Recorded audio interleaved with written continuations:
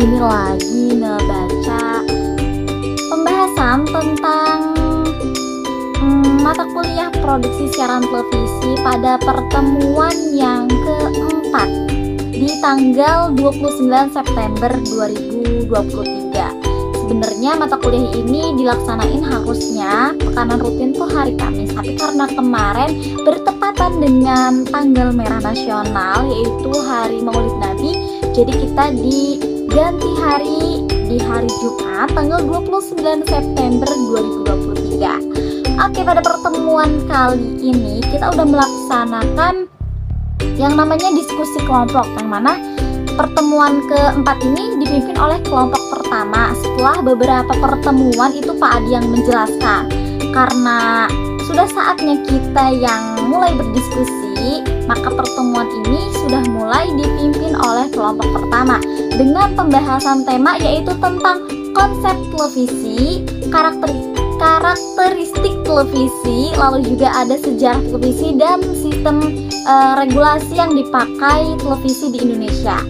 Oke guys, untuk pembahasan yang pertama, kelompok pertama itu ngejelasin tentang konsep televisi itu apa ya.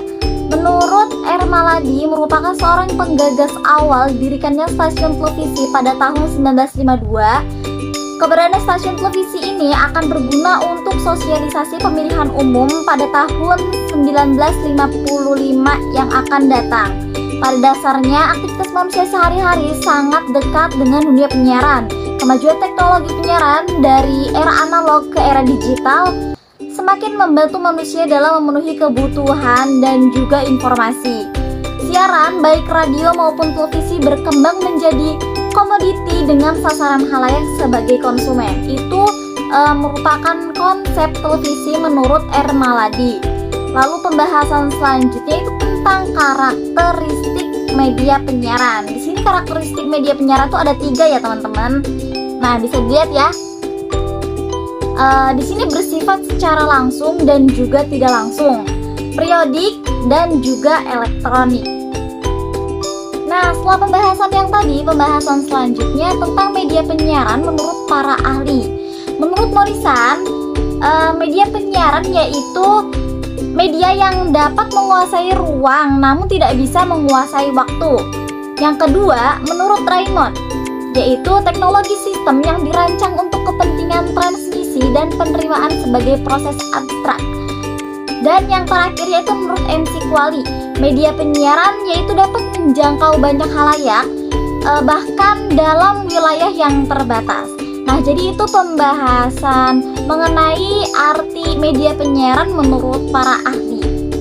Nah, setelah kita ngebahas tadi tentang konsep televisi, lalu juga karakteristik media penyiaran dan media penyiaran menurut para ahli, pembahasan selanjutnya yaitu mengenai karakter khas tentang televisi. Nah, di sini kita bisa lihat ya, karakter khas televisi itu ada 3. Yang pertama yaitu audiovisual, yang kedua yaitu berpikir dalam gambar, yang ketiga atau yang terakhir yaitu pengoperasian cara kerja yang sangat kompleks. Nah, itu jadi ciri khas dari televisi. Nah, pembahasan selanjutnya yaitu tentang sejarah televisi di Indonesia.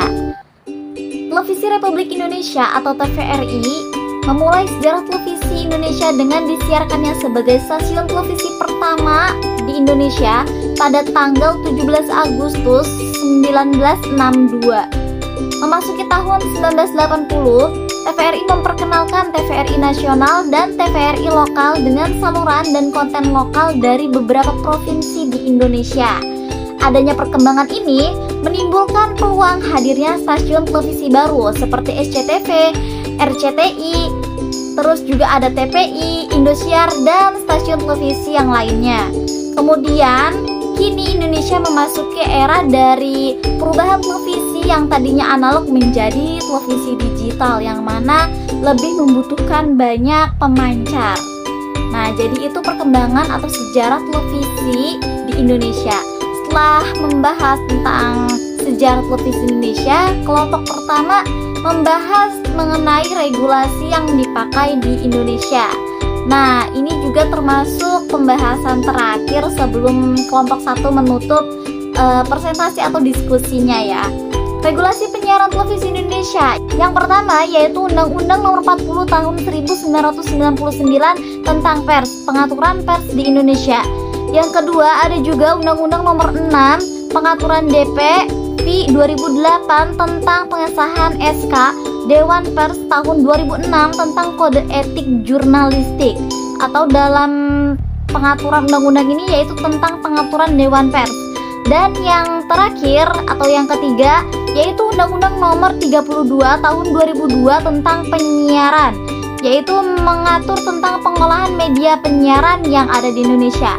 Nah, jadi itu pembahasan yang kita bahas saat pertemuan yang keempat di mata kuliah produksi siaran televisi. Nah, jadi itu pembahasannya tentang konsep televisi, tentang karakteristik televisi, sejarah dan juga regulasinya yang dipakai di Indonesia.